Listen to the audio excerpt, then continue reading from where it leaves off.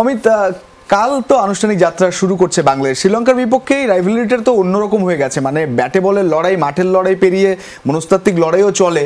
এদিকে দুই দল নিজেদের মধ্যেও বেশ স্ট্রাগল করছে। তো কেমন হতে পারে ম্যাচটা মনে হচ্ছে? প্রেশার থাকবে কোন দলের দিকে বেশি? একদম আপনার কথা শুনেই মনে হচ্ছে যে বাংলাদেশ এবং শ্রীলঙ্কার ম্যাচটা লেভেল প্লেইং ফিল্ডে আছে। কেউ যে ভালো শেপে আছে তা না, দুই দলেরই একটা মানসিক প্রেশার থাকবে। এই ম্যাচটার ফলাফল সুপার এইটের পথ ঠিক করে দিবে।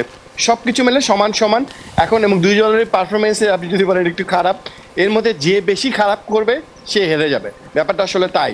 আর বাংলাদেশ দলের আসলে মেইন সংকটটাই আসলে ব্যাটারদের, আমি বলবো ব্যাটসম্যানদের সেই জায়গাটায় আছে।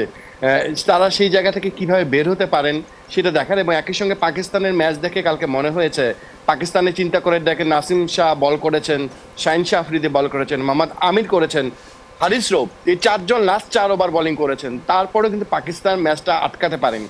সুপার বোলিং করেছেন মোহাম্মদ আমির। ওই ওভারটা যদি চিন্তা করেন 19তম ওভার ব্লক হলে বল করেছেন, তিনি ইয়র্কার দেওয়ার চেষ্টা করেছেন সেই জায়গাটায়, কিন্তু তারপরও পাকিস্তান পারেনি। অর্থাৎ বোলিংটাও কিন্তু এই আপ টু দ্য মার্ক হতে হবে। হয়তো বা রান 170-এর উপর প্লাস কাছাকাছি রান হতে পারে এই উইকেটটাতে। তবে বাংলাদেশের কনসার্নের জায়গায় ওই ব্যাটিং নিশ্চিতভাবে আজকে একটা নতুন দিন।